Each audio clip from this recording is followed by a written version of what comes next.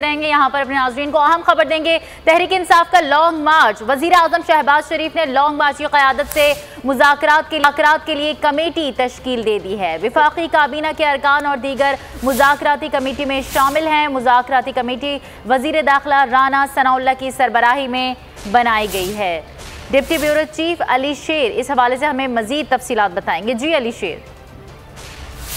जी बिल्कुल, वज़ीर आज़म शहबाज शरीफ ने जो गुज़िश्ता रोज एक इजलास किया था, इसका जो इत्तेहादी जमातें हैं, उसमें ये फैसला हुआ था कि पीटीआई जो है वो अगर कराची कंपनी तक आकर बैठती है तो जो उनकी दरखास्त है उस पे उनको वहाँ पे जगह अलाट कर दी जाए, वो वहाँ पे बैठे, लेकिन रेड जोन की सूरत न आने दिया जाए।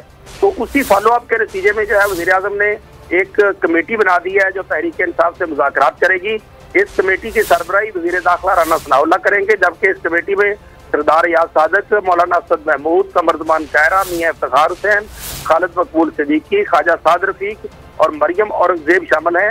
वज़ीर आज़म का कहना है कि उन्होंने मुज़ाकरात के दरवाजे कभी भी बंद नहीं किए, क्योंकि हम सियासी लोग हैं और मुज़ाकरात का जो कोई भी प्रॉब्लम होता है उसको मुज़ाकरात के जरिए हल करना चाहते हैं। इसलिए अगर कमेटी से लॉन्ग मार्च से मुतल्लिक कोई भी बात होगी तो वो कमेटी से की जाएगी और उसके बाद हुकूमत उस पर अपनी फैसला करेगी। ठीक है, अच्छा ये भी बताइएगा अली शेर, राना सनाउल्लाह को इस मुज़ाकराती कमेटी की सरबराही दी गई है, इसके अलावा कौन कौन से रहनुमा हैं जो मुज़ाकरात के लिए वहाँ पर मौजूद होंगे? जी बिल्कुल, ये कमेटी इत्तेहादी जमातों की तरफ से बनाई गई है, क्योंकि 13 जमाती जो है ये इत्तेहाद है शहबाज शरीफ की क़यादत में। तो ये 13 जमातों से जो इम्पोर्टेंट लोग हैं उनको लिया गया है, जैसे जो है वो मियां इफ्तिखार हुसैन को ANP से लिया गया है, खालिद मकबूल सिद्दीकी जो है उनको MKM से लिया गया है, खालिद मगसी को जो है वो बाप पार्टी से लिया गया है, कमरजमान कायरा पीपल्स पार्टी से लिए गए हैं, मौलाना असद महमूद JUI से लिए गए हैं, सरदार याद सादक और ख्वाजा साद रफीक और मरियम औरंगजेब जो है इनको मुस्लिम लीग नून से लिया गया है। तो इस तरह ये मुख्तलिफ जमातों की कमेटी है और ये कमेटी जो है वो लॉन्ग मार्च की जो भी क़यादत इनसे मुज़ाकरात करना चाहेगी या ये उनसे मुज़ाकरात करना चाहेंगे तो बिटवीन ये जो है वो कमेटीज टू कमेटीज एक तरह से मुज़ाकरात होंगे, जिस तरह पहले भी होता रहा है मुख्तलिफ औकात। जी अच्छा, कमेटी तो तश्कील दे दी गई है, क्या कोई वक्त मुतय्यन किया गया है कि कहाँ पर मुज़ाकरात किए जाएंगे पेशरफ्त के लिए? जी अभी तो ऐसा कुछ नहीं है, क्योंकि अभी ये रात का फॉलोअप है। रात को 11:30 के करीब जो है वो वज़ीर आज़म हाउस में इजलास हुआ था, जिसमें तकरीबन यही कमेटी के लोग जो थे ज्यादातर वही शरीक थे।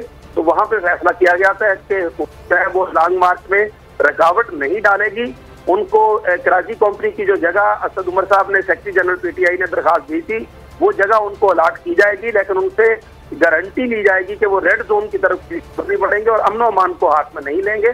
तो उसकी वजह से रात ही हुकूमत ने ये इशारे दे दिए थे कि वो उसमें रुकावट नहीं डालेगी। और बज़ाहिर जो मूवमेंट है उसमें भी यही लगता है कि शायद जो राना सनाउल्लाह पहले कह रहे थे कि हम इनको इस्लामाबाद के दाखिल भी नहीं होने देंगे, उसका मतलब था कि वज़ीर आज़म ने मुज़ाकराती कमेटी तश्कील दे दी है। बहुत शुक्रिया अली शेर इस हवाले से तफसीलात से आगाह करने के लिए।